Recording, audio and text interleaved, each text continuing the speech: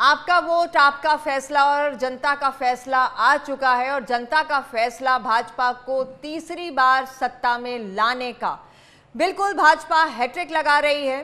JJP की राजनीति हाशिए पर जा चुकी है। जेजेपी अपना खाता भी नहीं खोल पाई। इनेलो भी एक सीट पर और अन्य जो इंडिपेंडेंट है वो भी 3। पहली बार हरियाणा के इतिहास में ऐसा हुआ है कि बहुत कम निर्दलीय उम्मीदवार चुनकर आए हैं हरियाणा विधानसभा चुनाव 2024 में। सबको चौंकाने वाले ये रिजल्ट हैं। और इस वक्त की बड़ी खबर आपको बता दें, उचाना में अभी रिजल्ट डिक्लेयर नहीं हुआ है। सभी बूथों पर रिकाउंटिंग शुरू हो चुकी है। ये खबर अभी हमारे पास वहां से उचाना से आ रही है। ये इतिहास में पहली बार हुआ है अजयदीप जी कि जो इंडिपेंडेंट्स हैं वो सबसे कम 3 और जेजेपी अपना खाता भी नहीं खोल पाई है। क्या हाशिए पर जा रही है उनकी राजनीति? बिल्कुल, देखिए इंडिपेंडेंट जो हैं, एक तो गन्नौर से जीते हैं देवेंद्र काद्यान, और जो हिसार से सावित्री जिंदल, और दोनों की बड़ी जीत है। सावित्री जिंदल 18,941 वोटों से जीती हैं, तो देवेंद्र काद्यान 35,209 वोटों से जीते हैं। और बहादुरगढ़ में औपचारिकताएं बाकी हैं परिणाम घोषित होने की, लेकिन राजेश जून 41,999 वोटों से बढ़त बनाए हुए हैं। बहुत बड़ी लीड। तो ये 3 निर्दलीय जीत रहे और तीनों निर्दलीय बड़े मार्जिन से हैं। अब यहाँ मेरा एक इंटरेस्टिंग सवाल है, क्योंकि करनाल की 9 की 9 जो सीटें हैं वो बीजेपी को उतरी हैं। सोनीपत में बीजेपी सेंधमारी कर चुकी है। क्या भूपेंद्र हुड्डा और जो दीपेंद्र हुड्डा है उनकी राजनीति को अब आप किस तरह से आगे जाते हुए देख रहे हैं? देखिए, सोनीपत लोकसभा के अंदर अगर कांग्रेस की हार होती है तो इसके लिए सीधे तौर पर मैं तो हुड्डा परिवार को ही जिम्मेदार मानता हूं। वहां की सारी टिकटों का वितरण हुड्डा साहब की मर्जी के अनुसार हुआ।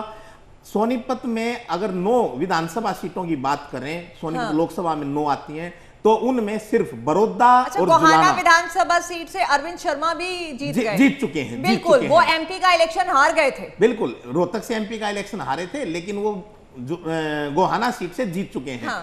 सोनीपत लोकसभा के अंदर सिर्फ 2 सीटें, जुलाना और बड़ौदा, इन पे कांग्रेस ने विजय हासिल की है।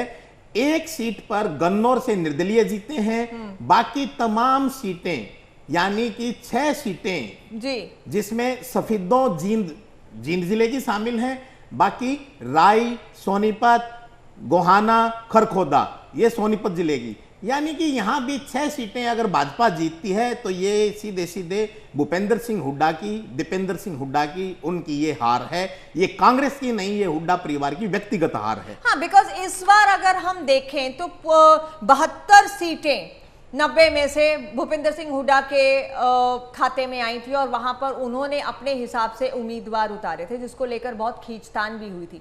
क्या कुमारी शैलजा की दूरी और ये पूरी की पूरी जिम्मेदारी भूपेंद्र सिंह हुड्डा पर आप किस तरह से देखते हैं महिपाल जी? देखिए, अभी जैसे अजय जी बता रहे थे कि सोनीपत पार्लियामेंट्री कॉन्स्टिट्यूंसी में 9 सीटें हैं। 9 में से केवल मात्र 2 सीटें ऐसी हैं जो कांग्रेस के खाते में गई हैं। 7 सीटें बाहर गई हैं, चाहे निर्दलीय हों चाहे बीजेपी हो। इसका मतलब ये है कि कम से कम, जैसे पहले क्या था, ऐसा महसूस होता था कि जो पुराना रोहतक जिला है, जिसमें सोनीपत, रोहतक और झज्जर शामिल है, इसमें भूपेंद्र सिंह हुड्डा का सिक्का चलता है और यहाँ भूपेंद्र सिंह हुड्डा के नाम से ही लोग एमएलए और एमपी बनते हैं। लेकिन इस मिथ को, जैसा भी बहुत सारे मिथ तोड़े गए हैं, उनमें ये भी एक मिथ तोड़ दिया गया है कि यहाँ पर अब भूपेंद्र सिंह हुड्डा का सिक्का नहीं चलता है। बहादुर जैसी कॉन्स्टिट्यूंसी में 41,000 से आगे चले जाना राजेश जून का, ये वो शो करता है कि भूपेंद्र सिंह हुड्डा, जबकि यहाँ के लोग बहुत सारे मिलने भी गए थे भूपेंद्र सिंह हुड्डा से कि जी आप राजेश जून को ही टिकट दीजिए, लेकिन पता नहीं वो क्या उन्होंने क्या देखा राजेंद्र जून में कि उनको ही टिकट दिलवाया और उसका परिणाम उसके सामने है। ऐसे ही बहुत सारी सीटें ऐसी हैं जिनमें लोगों ने, जैसे कुलदीप शर्मा के भी लोग खिलाफ आए थे कि इसको टिकट मत दो, गोहाना के कैंडिडेट के खिलाफ भी आए थे कि इसको टिकट मत दो। लेकिन एक और बहुत इंपॉर्टेंट सवाल मेरे दिमाग में आ रहा है अजयदीप जी, ये जो बिना पर्ची खर्ची की बात जिसको भाजपा पिच इन कर रही थी और कांग्रेस के कुछ नेताओं के इस तरह से बयान आने लग गए थे कि आते ही सरकार इतनी नौकरियां इस तरह, क्या ये बहुत अच्छे से डाइजेस्ट नहीं हुआ हरियाणा के लोगों? ये डाइजेस्ट नहीं, मुझे लगता है ये बैकफायर कर गया। ये बैकफायर किया इसने, और ये कांग्रेस के लिए, कांग्रेस के उम्मीदवारों के लिए आत्मघाती साबित हुआ। और सबसे इंटरेस्टिंग बात, सॉरी आपको टोक रही हूं, इंटरेस्टिंग बात ये रही कि बड़े नेताओं की तरफ से इसको लेकर स्पष्टीकरण भी नहीं दिया गया कि नहीं ऐसा नहीं होगा खुले तौर पर। बिल्कुल बिल्कुल। सबसे पहले नीरज शर्मा ने यह बयान दिया, एनआईटी के विधायक थे। उसके बाद गोगी, नीरज शर्मा चुनाव हार चुके हैं। हाँ। उसके बाद कुलदीप शर्मा, उनके बेटे चाणक्य, उन्होंने बयान दिया, वो भी चुनाव हार चुके हैं। मतलब आप देखिए कि जहां जहां से ये बयान आया वहां वहां खतरा पैदा हुआ। जी जी।